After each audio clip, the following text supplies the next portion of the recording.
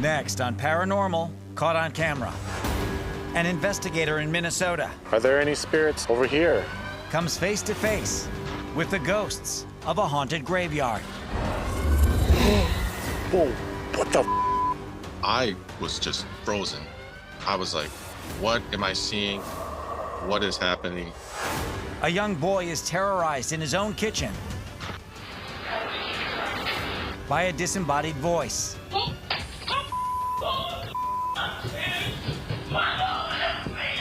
I instantly got chills.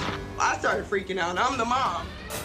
A group of mysterious lights It looks like a constellation that just keeps like opening and closing. Opening and closing. hover over a couple on a Texas highway. The more I looked at it, the more I started realizing this is not what you normally see around here at all. And even more paranormal footage you have to see to believe. I've seen some really creepy stuff, but nothing like this.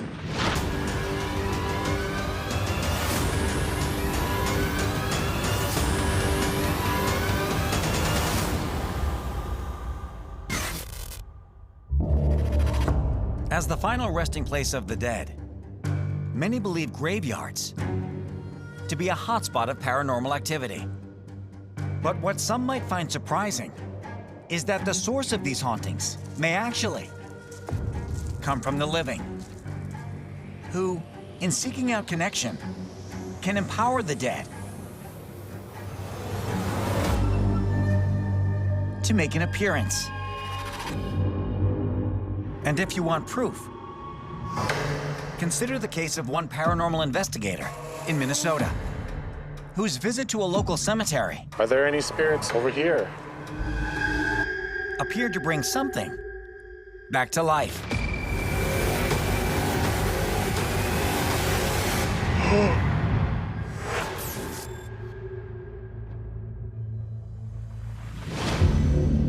August 2024, in Roseville, Minnesota. Hello? Paranormal investigator Ian Crandall is exploring the Roselawn Cemetery, a graveyard with a spooky reputation. There's definitely a very creepy atmosphere out here right now.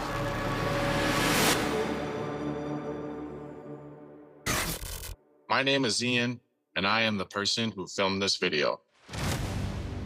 I really wanted to check out the Roselawn Cemetery for quite a while. This place is reported as one of the most haunted cemeteries in Minnesota, and I wanted to see it for myself. Are there any spirits over here? Locals have reported hearing banging sounds and cries of help, and when they call the police, they see no one. There is no one inside.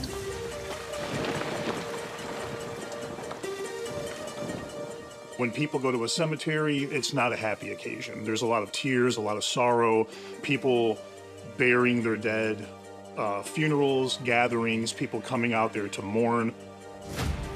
What starts happening is all of this energy is just being funneled into that space. So if there was something there to begin with, or even if there wasn't, now there is. Now there's just all of this consolidated effort and attention and intention, and we start to see way more stuff happening, and it becomes really this self-fulfilling event. And for Ian, that self-fulfilling event Holy crap. happens very soon after arriving. Watch closely as Ian approaches a mausoleum.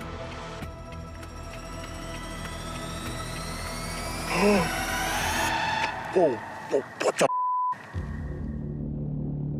Watch again as a statue of an angel slowly turns itself towards Ian. Whoa, what the? I was just frozen. I was like, what am I seeing? What is happening? And I almost just didn't believe it. Do you see that? But my camera captured it. So how do you explain that? Whoa, what the? That moment was super, super creepy. Like this, to me, this is really kind of the ultimate thing to capture on camera. It's literally shifting its position. And of course, you know, Ian's reaction is very justifiable. That's a very intense thing to see. Oh, God. Okay.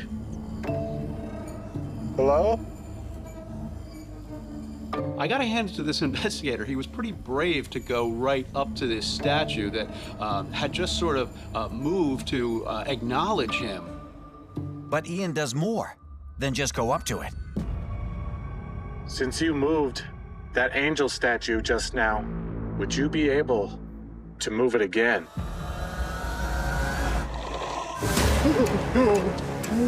What? What? When it moved again on command, blew me away. Whatever was there, it was interacting, and it was very real. Not only can you see the statue turning, you can hear it. What? And it's a cement statue, and it appears rather weighty. So it's actually the sound of cement on concrete just grinding as it turns. Ian is freaked out. But with so much activity, he has no intention of leaving. I don't know if it's a good idea for me to go in there. Damn, am I curious. He heads into another mausoleum right next door. Hope you don't mind coming in, okay?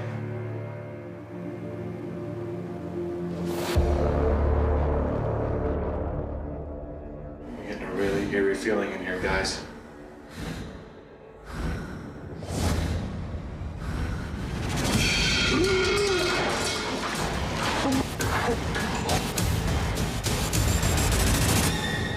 Watch again. As a vase on the floor of the mausoleum slides directly at Ian. I'm not sure why the vase moves so violently. Perhaps the deceased are not really that fond of having this investigator in their final resting place. Or perhaps it's just the opposite. I don't necessarily like see it as something like ominous or like dangerous, but more as like inviting him to, you know, maybe put some flowers in the vase, you know? Like saying, hey, it's been a while since someone's visited me. You're here, like maybe you can come and like put some flowers in this for me. Maybe. But at this point, flowers are the last thing on Ian's mind. When that vase slid towards me, fight or flight kicked in immediately, and I was booking it out of there. I am not going back in there. No way. There's no doubt in my mind that the Roselawn Cemetery is in fact haunted, and probably one of the most haunted cemeteries in Minnesota. I've seen it, I witnessed it. If I ever do go back there, I am definitely gonna be on high alert. What? Coming up, a young boy in Pennsylvania is terrorized by a disembodied voice.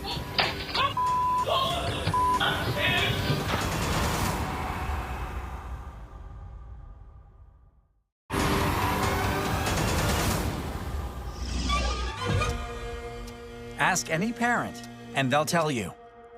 Children have amazing imaginations. So when they think they've experienced something paranormal inside the home,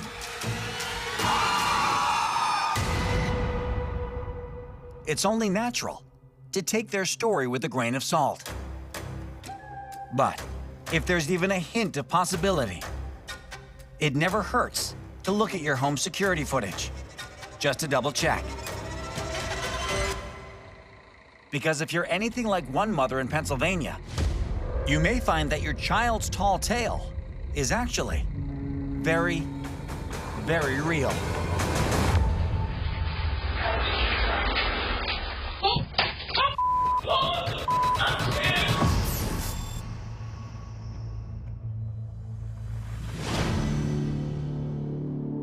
April 2024, in Slatington, Pennsylvania. Toni Lowry is resting in her bedroom, having just woken up her kids before a typical school day. when something happens that is anything but typical. I'm Tony. I'm Zacchaeus. And we were the ones who recorded the video. I have 5 kids, so I was getting them all ready for school, and Zacchaeus actually takes the bus. So he was getting ready for school after I woke him up, and he went to the kitchen to make something to eat before he got on the bus for school. But Zacchaeus' food prep is interrupted by what he claims is a strange voice.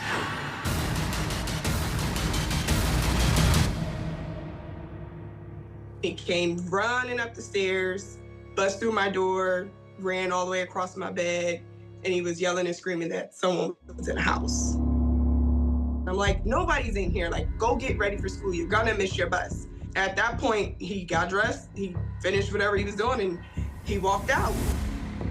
But after Zacchaeus leaves, something doesn't feel right to Tony. So she checks her home security camera footage of when Zacchaeus was in the kitchen.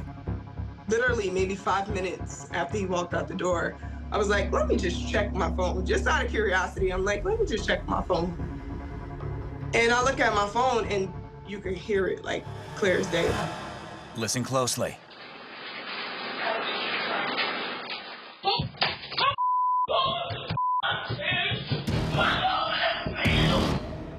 Listen again. As Zacchaeus prepares lunch to bring to school, a voice from nowhere seems to ask him, "How did you find me?"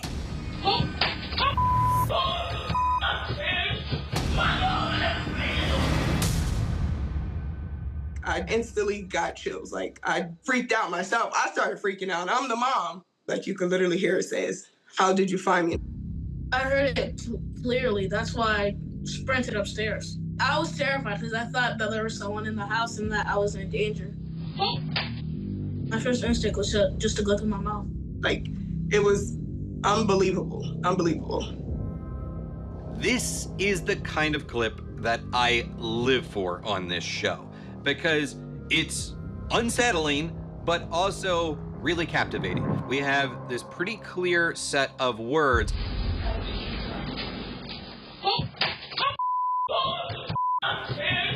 And then a very believable response by this young boy. After the kid hears the voice, it's over. You could see, it's palpable, the terror.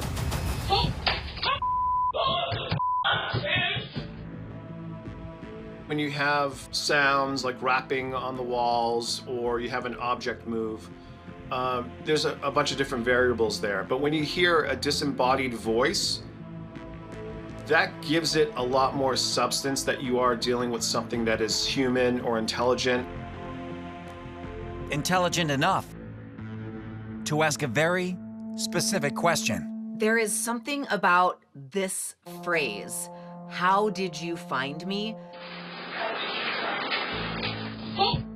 being so clear that really just ups the creepy factor on this one, because with this kind of stuff, with sounds, with EVPs, with voices, so often you really can't hear what was said. But in this instance, we all hear it. Everyone can hear exactly what's being said, and that's so rare and so weird.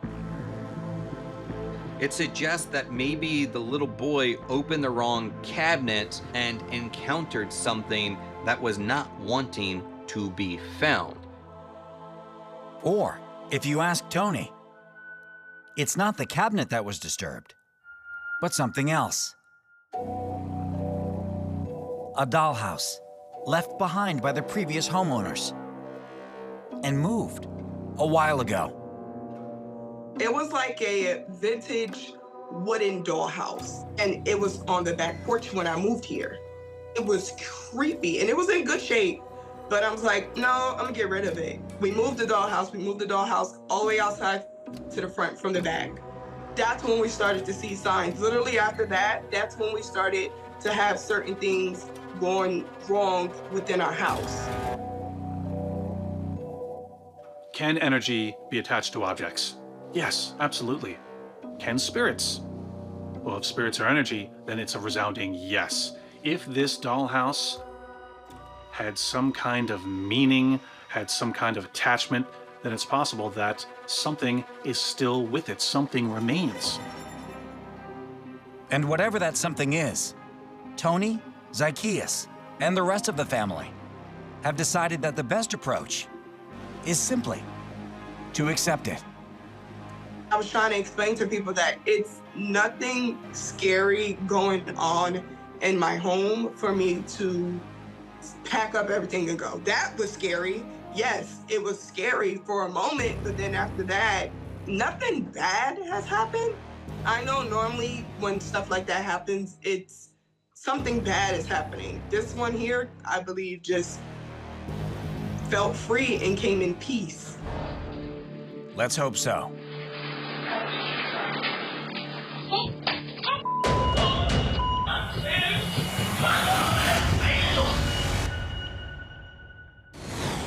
Coming up, a woman in South Carolina is stalked by a terrifying figure in a third-floor window.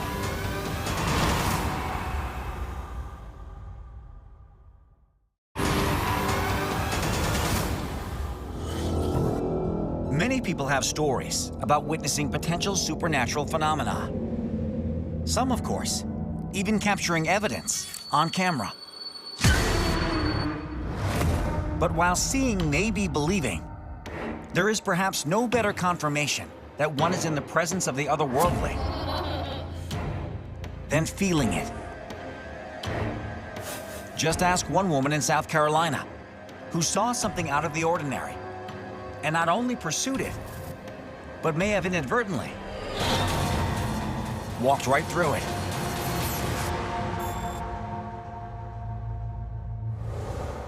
May 2023, in Hardyville, South Carolina. It's 6 a.m., and Madeline Tipton leaves her apartment building and heads to her car to drive to work, just like she does every weekday. But on this morning, something in an adjacent apartment building stops her in her tracks. I'm Madeline Tipton, and I took this picture. I walk outside to pack up my car, and I get this feeling like I'm being watched. And so I take a look up and around just to see if any of my neighbors are there, and I can see this thing just kind of looking at me. And as I take a closer look, I can kind of see it's faceless, and there's like hair floating in the wind and like kind of this blob of a body. And I feel like it's looking at me, so I move my head to see if like it's alive, I guess, and it follows me with its head. And that's when I decide to take a picture. Look closely. In the lower right-hand side of the large center window, a dark figure that appears to be staring directly at Madeline and freaking her out. As I was looking at it, I thought it was very reminiscent of the girl from The Ring, or the Grudge Girl, just in the fact that it had this long black hair. This capture, this photograph is very unsettling. It's very creepy, it's very bizarre. This was a solid form. It's not transparent or translucent. It fully blocks out whatever light might be coming from behind it. The face has a different color to it, almost a white, but devoid of any type of features that you could normally see, like a nose or eyes. That feeling, kind of being able to see it mimic my movements, gave me the thought, well, this is something sentient. And that's when I decided to go. I have to know. I can't just go to work now and not know what this is. So instead of getting in her car and driving as far away as possible, Madeline walks toward the figure. On my way to the apartment, I looked up one time just to make sure, and I could still see it there. I start up the first steps of the stairwell, and I feel fine. It's warm, it's spring out. And as I get to the top of that first stair, I just feel cold. And I just kind of start to feel a little bit nauseous. And as I start going up the second set of steps, I just feel like I'm about to vomit. I get up the last set of stairs, and there's just nothing there. That's when I truly began feeling scared, is because I get to this final moment of like, I'm going to figure this out, and it's just kind of nothing. There's no welcome mats, there's no trash bags, there's no trash cans, there's no people, there's nothing. So, if no one was there, and there was no apparent reason for anyone to have been there, then what exactly did Madeline see? And why did she feel so ill? I assumed it was something paranormal. I assumed it was a ghost, not necessarily something malevolent or, you know, angry or anything like that. I viewed it more as just kind of like a standing spirit, you know, just somebody that's kind of haunting a place that they might have been before. There was obviously some sort of electromagnetic event in that space where that entity manifested that affected her physical self. And then she feels it, you know, as a cold spot. So her skin on the exterior feels cold, and then her interior feels nauseous. And that is telltale you just walked through some type of anomaly, like an energetic anomaly. To me, that validates your experience. Validation or otherwise, Madeline was done trying to figure it out. I immediately just left. I just ran down the stairs. I was kind of felt just completely going numb, just like I have work and I need to get to work and I don't really want to think about this anymore. Madeline may have been terrified at the time, but as the months have passed, the primary feeling she has for this otherworldly experience is appreciation. I think that the real paranormal doesn't really touch the world very often. So I think if you're able to get, you know, an experience of it and it's not malicious, then it's something nice and it's, you know, makes you feel special.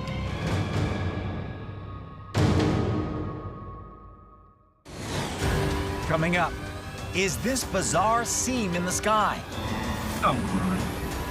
evidence of a glitch in the Matrix?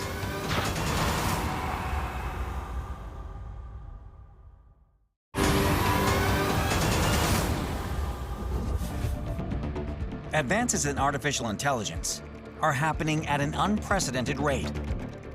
And while there are many benefits associated with these advancements, some are concerned that AI could be a threat to mankind.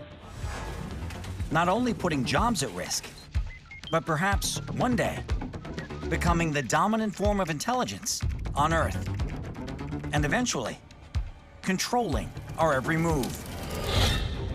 But when you think about it, who's to say something hasn't been controlling us all along? I've seen some really creepy stuff, but nothing like this.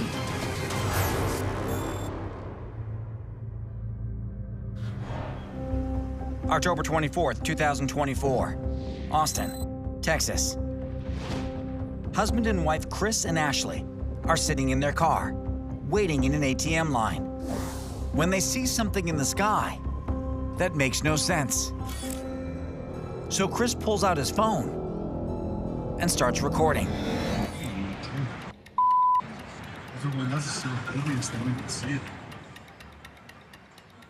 It's a long, vertical line in the sky, and it's unlike anything they've ever seen. It looks like someone has taken a sword and just sliced the sky right down the middle like a piece of paper. Come on. Truman Show. It appears to be like a vertical crease in the sky itself, like a tear in the fabric of the atmosphere. It's like something cut through it. I mean, it'd have to be some really rare event naturally that's occurring that I've never seen or heard of, and it does kind of make you wonder what the hell is happening in the sky at this moment. A man in Fresno, California, had a similar thought in February 2024. Fresno City Council member Luis Chavez is canvassing for votes in a neighborhood when he spots something very peculiar. I've seen some really creepy stuff, but nothing like this. There's a palm floating right in the middle of the air. The way this palm frond moves, or rather doesn't move, is rather strange. It does look like it's actually frozen as the world moves around it.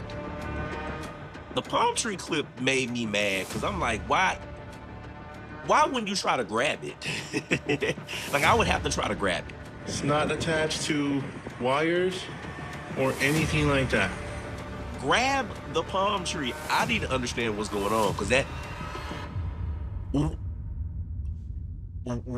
Who has ever seen anything like that before? Wow. Only in Fresno. Well, not only in Fresno. April 2024, Santa Maria, California. Married couple Ivy Collins and Nico Henley are walking down a hallway in their hotel when they see something bizarre in the parking lot from a window. And after a couple of minutes, Ivy takes out her phone and starts recording. What the Wait, she's not moving at all. That's what I'm saying. What is going on here? A woman stands stock still in the parking lot and stays that way for minutes. My name is Nico, I'm Ivy. and this is the video that we captured. That's actually really concerning. Very creepy. I don't know what's going on here. We were looking at it in awe at first and just like laughing, like, what is this lady doing? And then it got to a point to where she was standing there for an absurd long amount of time. No, seriously, this is a glitch, like. And so the first thing that came to my mind is like, this is like, are we really seeing like in person a glitch in the Matrix right now? Is no one noticing this? Dog, is no one seeing this? What is going on? Look, even That's crazy. It was weird that there were other people around her that didn't really notice. I mean, maybe because they were just walking past her and didn't notice that she was there for such a long amount of time, but yeah. I thought that was odd too. According to Nico's calculations, the woman stands frozen like that for a total of 8 minutes before finally moving again. What? So, what might be causing these so-called glitches in reality? These could be indicators that we are living in some sort of a fabricated reality. And we have some of our greatest minds that are echoing the same thing, that they do believe we're seeing signs that we're in something that seems to be generating some of these happenings. And the bigger question is, who's controlling it? Unfortunately, we may never find the answer. You know, we can't be so naive as to think we can grasp and understand creation, origin, infinite space, eternal time. We're not able to process these things. So even when we see these things and we kind of, oh, it's all a simulation, maybe it is. But I don't know that it's anything to be terrified of, because maybe it's always been a simulation. It's how you define it that should, I guess, elicit your response. That's actually really concerning. Coming up, a couple in Texas is spellbound. Look at how fast they're moving now. Look at how fast they're moving. By a collection of floating lights. Dude.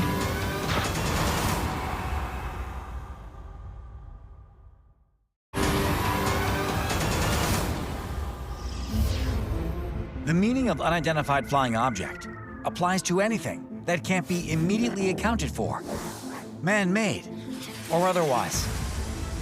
So, how does one truly know that they are witnessing something otherworldly? Perhaps the most direct method is by contrasting the unknown object or objects with something one knows to be man-made. Such was the case of one couple in Texas who could easily identify a passing plane. That you can see is clearly a plane. But not the mysterious lights hovering around it. Look at how fast they're moving now. Look at them. Look at how fast they're moving.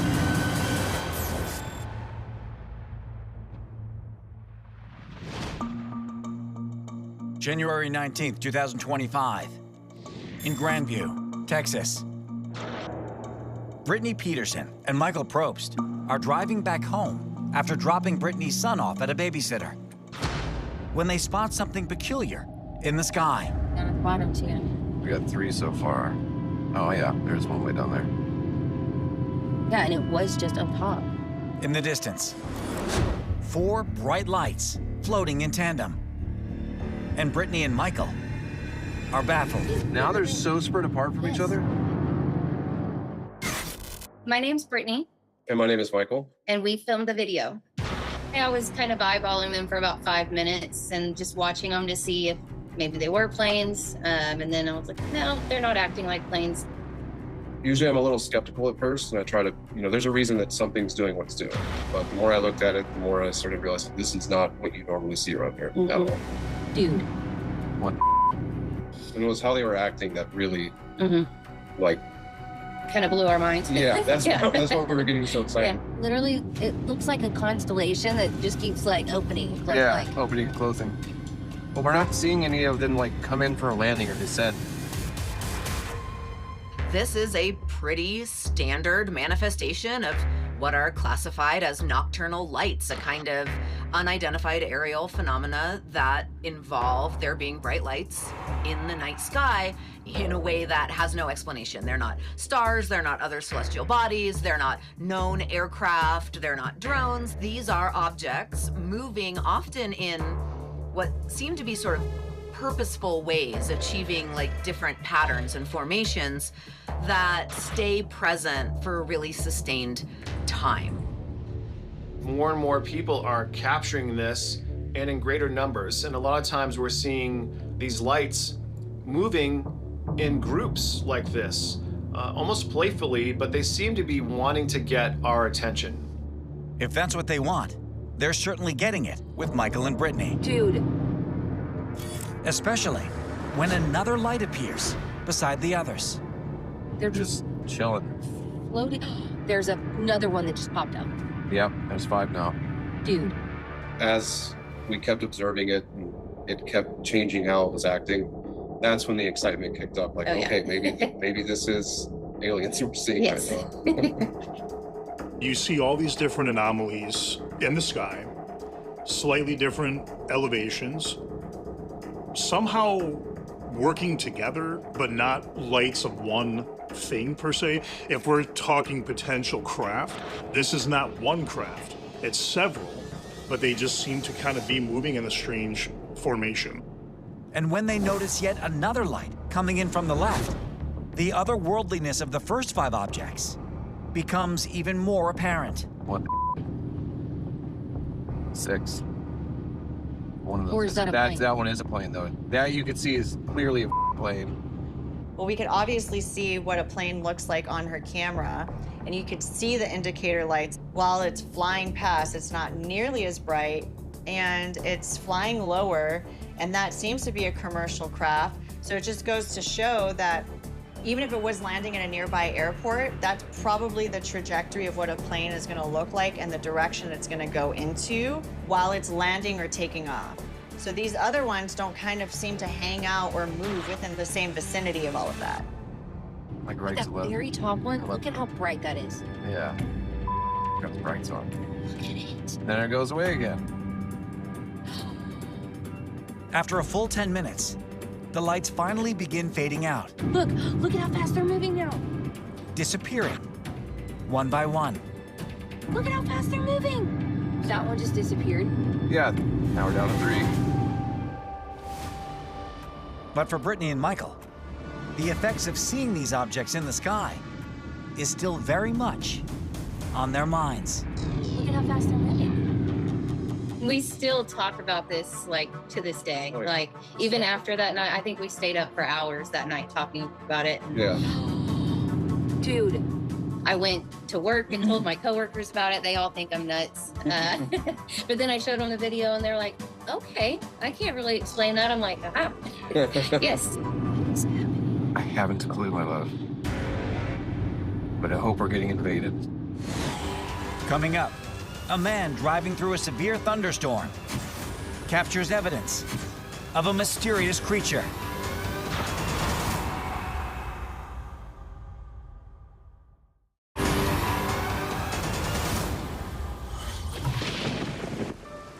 Bad weather can be an unexpected and often unpleasant part of life. At least for us mortals. Because there are some who believe that severe changes in the Earth's atmosphere, specifically thunder and lightning, can be a virtual playground for the paranormal. Entities like spirits, will-o-wisps, and even legendary avian behemoths using their large wingspans to create the thunder itself. Don't believe it? Just ask one man in Minnesota, who, while driving through a severe thunderstorm, may have captured one of these entities in the act.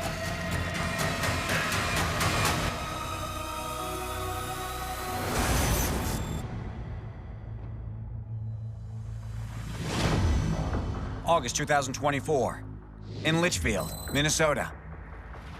Isaac Sackett is driving home from work during a thunderstorm. And it's so intense, he feels compelled to record it and send the videos to some long-distance friends. But when he finally re-watches one of the clips a few weeks later, something within the storm catches his eye. Did you see it? Watch again, in super slow motion, as Isaac pans his camera.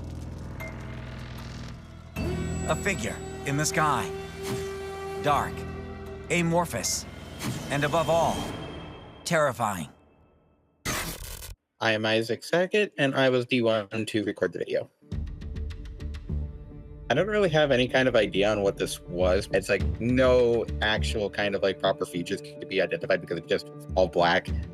I noticed that it's like, just looks like it has like a normal head almost, but then everything kind of just splaying out. This is like a horror film, driving down the highway, nighttime, pouring rain, lightning flashes, huge lightning flashes, thunder going on. And we're seeing what looks like some kind of large predatory bird of some kind. I saw something a little bit more humanoid shaped, something with a head, something with a body underneath it. I think that's why my brain immediately went to witch flying through the air. It wouldn't surprise me if like this was some sort of ethereal being. If it were to look at the man while he was shooting it, that it would have red eyes. And I would have definitely been like, that's the Mothman. Or perhaps it's something more related to the specific location of where Isaac captured the footage. The area of the country where this was filmed, the northern Midwest, has long had legends and lore of giant birds, even going back to the times of Native Americans when they were referred to as thunderbirds. The idea of the thunderbird, this creature that, you know, comes to us from indigenous mythology and says, this is the creature that generates storms like this. The crack of thunder and the flash of lightning, this is the creature responsible for that phenomenon. And according to one man who was visiting nearby Webb Lake, Wisconsin in 2005, the legendary cryptid is still fulfilling its responsibility. The one sighting that the guy had was, it was a gigantic bird. It was 7 foot tall, a wingspan of 18 feet. I mean, this thing must have been huge. For his part, Isaac, a self-described cryptid aficionado, believes it may not be a cryptid at all. It looks more like this kind of like wispy phantom kind of looking thing. Because like I didn't see any kind of like really wing looking anything. It more so just looked like the rounded top. What you would expect from like a typical depiction of like a ghost or something. All of that lightning and all of that energy has just got to be charging that area.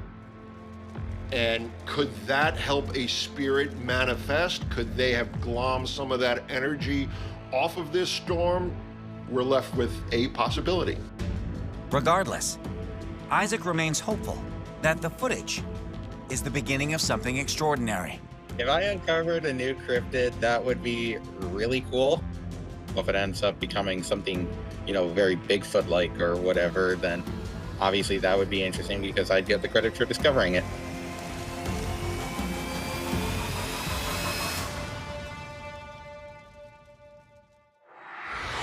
What should you do in the event you witness something paranormal? Truman Show. Here are some tips to get it all on camera. Look at how fast they're moving. Check your footage, and then check it again. Be aware of the dangers lurking around you. Whoa, what the? Trust that what you're hearing really is something paranormal. And if you do catch something, email us at submitparanormal@gmail.com. Your footage could be seen right here on Paranormal Caught on Camera.